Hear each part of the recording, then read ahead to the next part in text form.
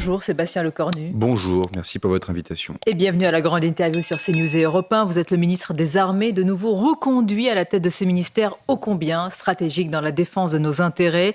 Vous êtes aussi l'auteur du livre Vers la guerre, la France face au réarmement du monde chez Plon. Nous allons en parler.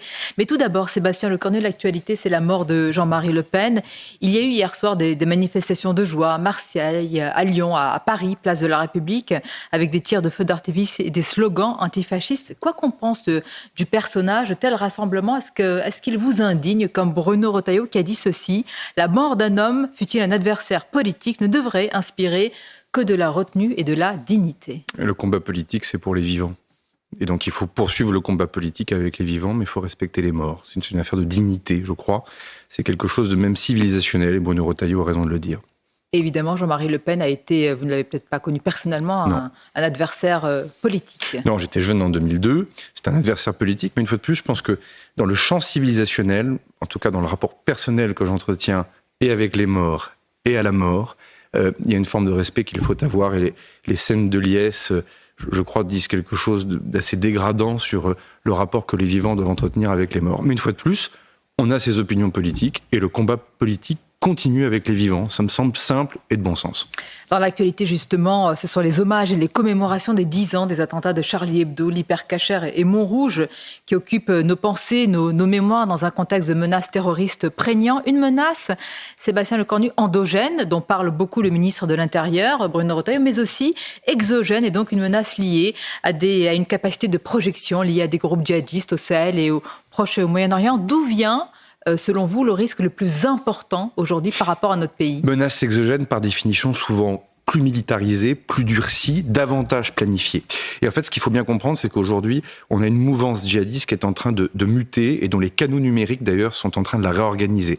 On a une plaque africaine sur le Sahel, avec différents groupes. D'ailleurs, tous ne sont pas liés à l'État islamique. Il y a aussi des branches, évidemment, d'Al-Qaïda. Une plaque sur l'Afrique de l'Est, une plaque sur le Proche et le Moyen-Orient, et on y reviendra parce que c'est tout l'enjeu aussi de ce qui se passe en Irak, mais aussi en Syrie, lié évidemment aux prisons et à la Badia syrienne, et de manière beaucoup plus significative, et de manière, je le crois, beaucoup plus préoccupante, des réseaux russophones qui partent globalement de l'Iran, toute la branche du Haut-Khorasan, et qui va d'ailleurs jusqu'aux Philippines. Et cette branche-là, russophone, on l'a vu avec l'attentat d'ailleurs même à Moscou, rappelez-vous du Crocus City Hall, l'attentat à Téhéran, il y a maintenant de cela quasiment un an, on a une branche de l'État islamique qui est en train de se réorganiser, qui est beaucoup plus déconcentrée qu'avant. Avant, il y avait quelque chose de très central avec Daesh, lorsque notamment le califat existait en Syrie et en Irak. Et désormais, on voit des cellules se réorganiser d'ici en Turquie, d'ici d'ailleurs en Iran, et qui objectivement sont particulièrement préoccupantes. L'activité des services, DGSI, Gérald Darmanin était ministre de l'Intérieur à l'époque pendant les Jeux Olympiques, DGSE, nous ont permis pendant les Jeux Olympiques de mener beaucoup d'opérations, y compris d'ailleurs avec les armées françaises. J'ai communiqué encore récemment d'ailleurs, entre Noël et le jour de l'an, nous avons mené l'armée française dans le cadre de l'opération dite Chamal, qui est l'opération que François Hollande avait déclenchée en 2015, justement, 2015-2016 avec Jean-Yves Le Drian à la suite des attentats. Nous avons encore frappé récemment des emprises de Daesh en Syrie, dans la Badia syrienne. Quand vous dites que les cellules se réorganisent, Sébastien Lecornu, ça veut dire que cette menace exogène est de nouveau réactivée? Oui, mais si vous voulez, des cellules... C'est important, oui. C'est-à-dire qu'elle est revenue sur le devant. Je crois qu'elle n'a jamais complètement disparu, point virgule, même si la plupart des attentats que nous avons connus depuis 10 ans étaient davantage liés à des menaces endogènes ou des radicalisations individuelles. Et c'est vrai qu'avec Bruno Retailleau, dans le moment dans lequel nous sommes, on est en train de redoubler d'efforts et de vigilance, c'est ce qu'Emmanuel Macron nous a demandé, parce qu'on voit bien que là, on peut avoir de nouveau une conjugaison d'un risque terroriste domestique, d'une radicalisation individuelle, mais aussi évidemment une menace dite projetée. Et ces cellules, comme je vous le disais, sont plus petites, plus autonomes, parfois plus difficiles à détecter. C'est d'ailleurs pour ça qu'en 2025, je remets beaucoup de moyens sur la DGSE. On communique peu, évidemment, sur notre service de renseignement, mais pour garder un plateau de lutte antiterroriste, de contre-terroriste très important, très soutenu. Bien sûr, alors du Sahel, du Proche et du Moyen-Orient. À ce sujet, sur la Syrie, on a vu que la diplomatie européenne, française et allemande s'est rendue en Syrie à la rencontre de l'islamiste au pouvoir, Abou Mohamed Al-Jolani, qui se fait appeler, c'est son nom, Ahmed Al-Shara. Est-ce que pour vous, Sébastien Lecornu, un islamiste peut être inclusif? Je pense qu'il faudra juger aux actes. Alors après, comme il se trouve que je suis ministre... Vous avez des doutes? Moi, il se trouve que je suis ministre de la sécurité extérieure des Français. Et donc j'essaie de regarder très froidement nos intérêts. Qu'est-ce qu'on a comme intérêt en Syrie ? Le terrorisme, on vient de le dire. Badilla syrienne, mais également la plupart des prisons dans lesquelles vous avez un certain nombre de détenus de Daesh. Ça, quel que soit le régime qui va venir en Syrie, français. Nous, de toute nationalité, et donc français aussi. Et donc par définition, c'est pour nous une préoccupation majeure. La deuxième des choses, elle est liée au terrorisme, c'est le captagon. Trafic de drogue qui, en général, finance le terrorisme. Deuxième enjeu majeur. Troisième enjeu majeur pour nous Français, la dissémination d'armes chimiques, car comme vous le savez, le régime de Bachar al-Assad disposait de stocks importants d'armes chimiques. Puis le quatrième enjeu, c'est évidemment la réaction russe et iranienne qui viennent d'accuser un coup terrible avec la chute du régime de Bachar al-Assad et qui emporte un sujet que vous connaissez bien, qui est le sujet de la sécurité de la frontière entre la Syrie et le Liban. Ça, pour le ministère des Armées, c'est 4 sujets clés et qui ne sont pas que des sujets diplomatiques ou de pétition morale, mais qui sont des sujets qui touchent à la sécurité française ou l'intérêt des Français. Vous décrivez un bourbier sécuritaire. Dans un tel bourbier, pardonnez-moi, Al-Jolani, je repose ma question. Vous dites que vous attendez les actes. Il y a eu des actes passés. Daesh, il a quand même participé à des actions en Irak et en Syrie. J'imagine que pour nos armées, le voir arriver au pouvoir, ça doit faire... Non, mais de toute façon, il y a un bourbier syrien. Je crois qu'on aurait une carte ici pour montrer les différentes forces en Syrie, les bases russes d'un côté, les bases américaines de l'autre, les forces démocratiques syriennes à un endroit, les incursions turques à un autre, la Badilla qui n'est pas... Enfin, oui, il y a un chaos syrien depuis maintenant de nombreuses années. Il est lié à Daesh, il est lié à Bachar al-Assad. Comme ministre des Armées, je ne suis pas là pour faire la morale, je crois que ça va rassurer tout le monde. Je suis là pour regarder très froidement nos intérêts de sécurité. Et donc on jugera aux actes. Jean-Noël Barrot y est allé le week-end dernier, et les premiers mots qu'il a eu d'ailleurs pour ses interlocuteurs, c'était de parler de Daesh. On ne peut pas être plus clair. Face aux ambassadeurs avant-hier, Emmanuel Macron, évoquant justement les groupes djihadistes, cette fois-ci en Afrique, a affirmé que les dirigeants africains avaient oublié de nous dire merci, estimant qu'aucun d'entre eux ne gérerait aujourd'hui un pays souverain sans cette intervention donc française. C'est pas grave, ça viendra avec le temps, a ironisé le président français. Cette déclaration, Sébastien Lecornu, a été jugée comme méprisante par différents pays africains. Le Tchad a appelé au respect des Africains. Quant au Sénégal, il a rappelé que la France a contribué à déstabiliser une partie de l'Afrique avec l'intervention en Libye. Que répondez-vous à ces dirigeants africains ? Déjà, il n'y a pas eu d'opération de lutte contre le terrorisme au Sénégal. Donc, il ne faut pas tomber dans tous les pièges informationnels qui nous sont tendus. Qu'est-ce qu'a dit le président de la République lundi ? Que globalement, le Mali, le Niger et le Burkina Faso, s'il n'y avait pas eu l'armée française, ces pays seraient tombés aux mains des islamistes. C'est vrai. Qu'est-ce qu'on constate par ailleurs ? Qu'en général, lorsque nous sommes partis, la lutte contre le terrorisme ne se poursuit pas. Ce qui est d'ailleurs, du reste, un enjeu majeur pour nous, parce que vous avez des pressions migratoires qui peuvent venir du Sahel et remonter par le Maghreb, qui sont à redouter dans les années qui viennent. Mais ça veut dire soit qu'on est parti trop tôt, soit que les dirigeants africains ne sont pas investis dans la lutte contre le terrorisme. Les juntes militaires du Burkina Faso, 2500 morts civils, tombés sur des attentats terroristes depuis que nous sommes partis. Enfin, c'est un drame. Le sujet, c'est pas ce qu'on a déménagé nos bases. Le sujet, il est sécuritaire, il est humanitaire. Je lis aussi beaucoup dans la presse depuis 3 jours qu'on dit « nous avons été remplacés par les Russes et les Chinois ». Bon, il n'en est rien. Déjà, les Chinois ont donc un agenda économique très dur en Afrique, mais absolument pas d'agenda militaire. Il y a une base à Djibouti, mais elle sert à autre chose.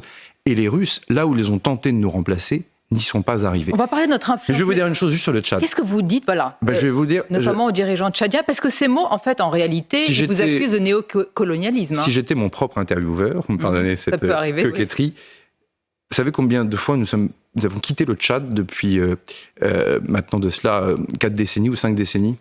4 fois. Et la vraie question, en fait, c'est, et si demain, après être parti, un nouveau régime, parce que les alternances politiques sont là dans ces pays, un nouveau régime nous demande d'y retourner. Qu'est-ce qu'il faudra faire ? Eh bien, je n'ai pas la réponse à cette question. Et en fait, c'est ça dont, à mon avis, les forces politiques françaises, parce que parlons de nos intérêts. Le Tchad, la base de Tchad, c'est 300 millions d'euros par an pour le contribuable français. Donc, ça mérite, à mon avis, un débat aussi entre les forces politiques. C'est au fond, quelle est notre bonne présence en Afrique ? Et ça, le président Macron y a répondu en disant, on a des bases, on y est resté parfois trop longtemps, et nous nous sommes substitués à des dirigeants politiques dans la lutte contre le terrorisme, croyant bien faire en faisant le travail à leur place.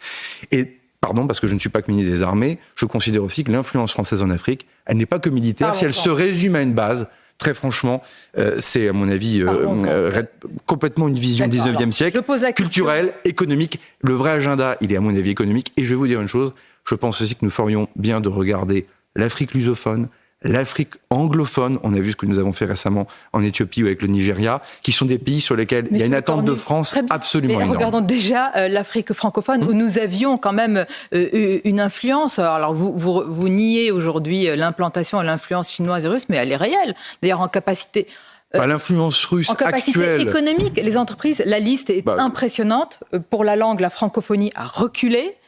Pour la langue, c'est très juste. Sur les sujets de sécurité, sur les sujets de sécurité, je dois vous dire de la manière la plus clinique qui soit, là où les Russes, et notamment la SMP Wagner, qui d'ailleurs connaît des difficultés importantes, où le ministère de la Défense russe ont voulu nous remplacer, c'est un échec tactique, et c'est même un échec de coopération dans la manière de travailler avec les armées africaines. Mais je ne suis pas là pour donner les bons points, les mauvais points, reparlons de nos propres intérêts.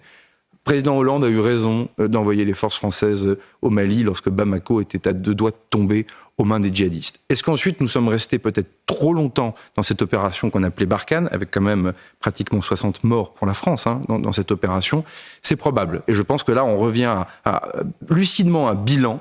On ne peut pas faire le travail à la place des pays concernés, qui sont des pays souverains. Alors, Sébastien Lecornu, on poursuit notre entretien sur CNews et Europe 1. Il y a l'influence, il y a aussi l'ingérence. Emmanuel Macron a parlé de la France et des États-Unis lors de cette conférence devant les ambassadeurs et donc évidemment de Donald Trump en dénonçant, au sujet cette fois-ci d'Elon Musk, une internationale réactionnaire. D'abord, quel est l'objectif d'une telle internationale ? Je pense qu'il y a un projet politique défendu par Elon Musk, mais ça, à la rigueur, comme ministre des Armées, je n'ai pas d'appréciation particulière à avoir. Moi, ce qui m'intéresse beaucoup, c'est qu'il y a toujours eu une influence américaine par les GAFA, par les grandes entreprises. C'est pas ce dont parle le président. Non, mais j'essaie d'aller plus loin devant vous, parce que c'est la première fois que je m'exprime sur ce sujet, et de dire en fait que je pense qu'au-delà des tweets de M. Musk, on ferait mieux surtout de regarder de très près ce qui va se passer sur la stratégie spatiale. Je pense que le vrai enjeu... C'est l'une des batailles. Pardon de parler de nous à chaque fois, et de parler des intérêts français, mais je pense que c'est ce qu'on attend de moi. De voir SpaceX et de voir le patron de SpaceX rentrer dans l'administration américaine, pour la première fois, vous allez avoir des intérêts américains privés qui vont quasiment se juxtaposer à l'administration américaine. Pour autant, je ne pense pas d'ailleurs qu'il y ait une confusion ou une fusion des entreprises et cette administration. Comment vont réagir les Européens, notamment dans notre souveraineté, notre capacité à garder un accès à l'espace? C'est vrai pour les lancements en courte orbite comme en haute orbite, en orbite haute, pardonnez-moi. Ça, je pense que c'est un sujet clé. Donc, il y a ce que le président de la République a dit. Je renvoie le ministre des Affaires étrangères à s'exprimer sur le sujet. Moi, je mets un autre sujet sur la table en même temps. La bataille sujet spatiale. Mais je pose la question, toujours autour d'Elon Musk, cette supposée ou réelle ingérence. Est-ce qu'il n'y a pas 2 poids, 2 mesures? Vous parliez justement de l'action d'Elon Musk quand il s'est agi d'un autre milliardaire. Je pense à George Soros. Et ça nous concerne tous, puisqu'il a financé des ONG en Europe. Personne, en tous les cas, on n'a pas entendu le gouvernement français s'indigner de son ingérence. Non, je ne pense pas qu'il y ait 2 poids, 2 mesures. Enfin, moi, une fois plus, je respecte la souveraineté de chaque pays. Donc ça ne me viendrait pas à l'esprit que... Vous voyez, pendant la campagne américaine, j'ai été très prudent sur ce que j'ai dit. Tout le monde ne l'a pas fait d'ailleurs. Moi, je fais attention à ça. Donald Trump qui continue, Sébastien Lecornu, de promettre la fin de la guerre en Ukraine. À ce sujet, Emmanuel Macron a appelé l'Ukraine à des discussions, je cite, réalistes sur son territoire, donc au sujet du territoire ukrainien. Est-ce un appel lucide à acter de concessions territoriales alors que Kiev est en difficulté sur le champ de bataille? Alors, difficulté, c'est certain, avec une ligne de front qui évolue très lentement, à vrai dire, avec une érosion. Je pense que ces 10 derniers jours, on parle de 85 à 90 km² qui ont été grignotés. Sur Koursk, les Ukrainiens ont tenté une contre-offensive depuis dimanche sur lequel ils reprennent un peu du terrain. Non, ce qu'il faut comprendre dans ce qu'a dit le président de la République, c'est que de fait, au fond, on voit bien que dans les discussions qui pourraient exister, vous avez au fond plein de critères, mais vous avez 2 familles de sujets qui retiennent l'attention de toutes les capitales. La première, c'est évidemment le sort des territoires occupés par la Russie. C'est ce qu'a dit le président de la République en précisant que c'est à la main des Ukrainiens et que c'est aux Ukrainiens de décider ces paramètres. Mais ça veut dire que ce n'est plus un totem. Mais en fait, ça ne l'a jamais été. Ça dépendait de la situation tactique et militaire. Parce qu'en fait, vous voyez bien que dès lors que la ligne de front est en train de sécher, de se durcir, elle s'installe dans la durée. Donc c'est le principe de réalité militaire. Nos démocraties médiatiques, il faut qu'on a perdu de sa vue, mais enfin, c'est la situation tactique sur le terrain militaire qui donne ça. Donc la première famille de sujets, c'est évidemment les questions territoriales, et le président Macron n'a pas dit quelque chose de très nouveau, au fond. Il l'a dit publiquement, c'est certain, mais en disant, ça reste à la main des Ukrainiens. Et il y a une deuxième série de sujets qui sont clés, qui nous concernent très directement, c'est quelles sont les garanties de sécurité que l'on peut apporter à l'Ukraine demain. Traduction plus claire, comment on fait en sorte que ça ne recommence pas. Pour l'Europe Oui, parce que Géorgie, parce que Crimée, parce que Ukraine, on ne peut pas ne pas voir les 10 dernières années. Et donc Moldavie, point d'interrogation, Pays-Baltes, point d'interrogation, eux sont dans l'OTAN.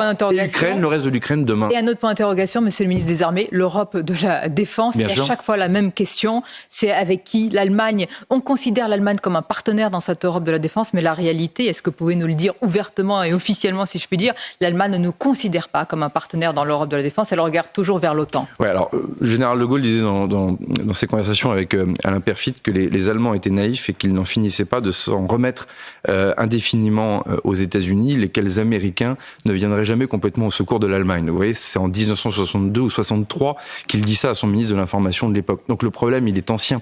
Vous avez une part des Européens qui sont dans une relation transatlantique que je pourrais qualifier de naïve. Elle est ancienne, elle est liée à l'histoire. Il ne semble pas comprendre dans ses capitales qu'au fond, démocrate comme républicain d'ailleurs, on parle beaucoup du président Trump, mais Mme Harris disait des choses peut-être de manière... Oui, peut-être plus diplomatiquement en tout cas, mais globalement qui consiste à dire qu'il y a un pivot qui est en train de se faire de l'Europe vers le Pacifique Nord. La question chinoise monopolise toutes les attentions à Washington. Donc les Européens n'ont pas d'autre choix désormais que de se prendre en main sur les sujets de sécurité et de défense. Et dans les différentes capitales, vous avez des réactions qui sont différentes, mais vous savez qu'il y a un débat électoral actuellement en Allemagne, et on voit bien que ce sujet est un sujet de campagne électorale en Allemagne. Du reste, ce ne l'a pas été suffisamment chez nous, je le crois, en juin dernier. Peut-être reviendra-t-il à l'occasion. L'armée française qui a formé des soldats ukrainiens, monsieur le ministre des Armées, au sein de la brigade appelée Anne de Kiev. Et on a financé cette brigade de laquelle des centaines de soldats ukrainiens auraient déserté. Vous le confirmez ? Alors, 55 désertions lorsque la demi-brigade était en formation sur le territoire national. Les chiffres qui ont circulé, notamment de la part de journalistes ukrainiens, sont absolument pas confirmés. Qu'est-ce qui s'est passé ? Le principe de la formation de la brigade, c'est de faire sa cohérence. Vous prenez 2000 hommes, vous formez l'état-major, tous les systèmes de bataillons et de compagnies, et vous donnez les armes qui vont avec, et la formation qui va avec ces armes, et la doctrine qui va avec. Ça s'appelle mettre en cohérence tout ça. Bon, il se trouve que pour des raisons de besoins tactiques, visiblement, l'armée ukrainienne a explosé cette brigade lorsqu'elle est retournée en Ukraine. Que nous avons financé. Oui, mais... J'ai envie de dire, pourquoi ils l'ont fait-il ? Enfin, c'est la guerre. Et pourquoi nous l'avons financé dans ce cas-là ? Mais parce qu'il fallait le faire. Enfin, je crois que l'aide à l'Ukraine n'est pas à débattre. Enfin, on peut en débattre, mais en tout cas, votre question, c'est pas ça. C'est qu'est-ce qui s'est passé sur la brigade ukrainienne ? Et donc, ils ont reventilé globalement les différentes compagnies de cette brigade sur différentes lignes de front. Mais je veux vous dire, souvent sur les plateaux de CNews, il y a des débats sur faut-il rétablir le service militaire ? Bon, je pense qu'on a une bonne illustration aussi de ce qu'est une armée de conscrits. C'est-à-dire une armée avec des gens qui ne sont pas volontaires, qui ne sont pas professionnels, qui doivent être formés très rapidement, et pour lequel, lorsqu'on a un combat de haute intensité face à l'armée russe, eh bien, évidemment, il y a des sujets de faiblesse. Et bien sûr que c'est important, parce que dans le livre, quand je défends l'armée de métier, quand je défends l'armée professionnelle, il faut que celles et ceux qui nous regardent comprennent que les combats d'aujourd'hui, dans des univers dans lesquels il y a des drones, il y a de la guerre électronique, il y a un combat en 3 dimensions, tout ça a changé. On dit que c'est 14-18 l'Ukraine, c'est 14-18 avec beaucoup de technologie. Et donc il y a une professionnalisation. Oui. Et donc c'est un enjeu, la question de la conscription en Ukraine est d'ailleurs un grand débat politique. Et des moyens, intérieur. monsieur le ministre. Est-ce que vous êtes en mesure de nous confirmer ce matin la sanctuarisation des augmentations du budget de la défense ? Vous avez averti que si ces évolutions n'étaient pas... vous aviez averti que ces négociations plutôt... que ces évolutions n'étaient pas négociables. Est-ce que ce matin, vous avez eu la confirmation que tout sera bien maintenu ? Non, mais c'était déjà sanctuarisé dans la copie que Michel Barnier avait arrêtée. Et François Bayrou a décidé de repartir de la copie de Michel Barnier. Enfin, vous voyez... Même copie, mêmes évolutions, mêmes augmentations. Mais je l'ai toujours dit de toute façon, c'est pas un plafond, c'est un plancher. On va arriver à 50,5 milliards d'euros pour 2025. C'est juste suffisant. Pour répondre aux besoins de sécurité. Sinon, de chiffres qu'on ne comprend pas, on est arrivé à 31 milliards d'euros en 2017. On arrivera aux alentours de 69 milliards d'euros en 2030, point d'étape à 50,5 milliards d'euros. Oui, parce que la modernisation de notre dissuasion nucléaire nécessite des moyens, parce que la modernisation sans précédent de notre armée de terre depuis la fin de la guerre froide nécessite des moyens. On parlait du spatial, vous avez désormais des sauts technologiques qui nécessitent des moyens. Et comme en plus on souhaite protéger notre souveraineté, c'est-à-dire ne pas dépendre d'autres puissances, quelles qu'elles soient, et ben forcément, ça mérite un investissement important. J'ajoute du reste que cet argent, c'est quand même beaucoup de milliards pour celles et ceux qui nous écoutent, en plus un mérite, c'est qu'au-delà de nous protéger, ce qui est le mérite essentiel, les répercussions en termes d'emploi, de croissance et de balance commerciale extérieure sont énormes parce que derrière, évidemment, ce succès en appelle d'autres et appelle aussi à des points de croissance et de l'emploi. On va conclure, Sébastien Lecornu, avec une question sur votre livre, Vers la guerre, la France face au réarmement du monde, qui rencontre un véritable succès, preuve qu'il y a une appétence pour ces sujets. Vous livrez une analyse incisive sur la position de la France face aux crises géopolitiques. Tout à l'heure, à la question de notre influence, vous avez répondu qu'on n'avait pas perdu notre influence, mais est-ce que vous reconnaissez qu'on a un retour quand même des États-puissances que Kissinger avait appelé un monde néo-westphalien? La France fait face aujourd'hui à des nations comme la Turquie qui rêve de l'Empire ottoman, de l'Iran qui rêve de l'Empire perse, etc. Que pesons-nous face à tout cela? Alors, je sais justement, le livre n'est jamais que la mise en page de mes notes depuis 2 ans et demi, et de fait, j'essaie de montrer ça. Alors après, ce qui est intéressant, c'est de voir que cet ensemble-là n'est cohérent et ne s'unit que par le refus du monde occidental, en tout cas du monde, on va dire, tel qu'il a été imaginé au XXe siècle. Après, ils sont quand même... C'est tout le Sud global. Oui, mais une fois qu'on a dit ça, ce qui est intéressant, c'est de regarder 2 choses. Un, de voir que tous ces pays ont des problèmes internes énormes. Vous voyez les 4 heures de conversation de Vladimir Poutine avec les différents auditeurs russes. Vous avez la moitié de cette conversation qui repose sur l'inflation et les questions migratoires. Et l'autre phénomène important et intéressant, c'est de voir au fond qu'une vieille théocratie désormais comme l'Iran n'a quand même pas que des choses à voir avec un pays comme la Russie qui vient d'une ère post-soviétique ou la relation entre l'Inde et la Chine dont on sait qu'elle est complexe. Donc à la fois, il faut bien comprendre qu'il y a une alliance de circonstances pour réfuter ce que nous sommes, que pour autant, c'est pas un monde monolithique. Et pour conclure, c'est pour ça que je suis beaucoup plus optimiste sur la France. Il ne faut pas qu'on fasse de France bashing. Alliés mais non alignés, on a un rôle particulier. Et vous voyez la relation particulière qu'on a avec Pékin. On n'a pas la même diplomatie que Washington, de toutes les évidences, pour aborder le défi chinois. La relation de grande proximité que nous avons avec l'Inde. Et ça, quelles que soient les échéances à venir, quels que soient les gouvernements, la vie politique intérieure française, il faut qu'on conserve impérativement cette singularité française qui nous protège dans la durée, en plus de notre réarmement. Merci Sébastien Lecornu. Vers la guerre, alors point d'interrogation, on peut l'enlever puisque la guerre est aux confins de l'Europe. Merci d'avoir été notre... Il y a un débat quand même, c'est pour ça que j'ai mis le point d'interrogation. Tout à fait, bonne journée à vous. À vous aussi.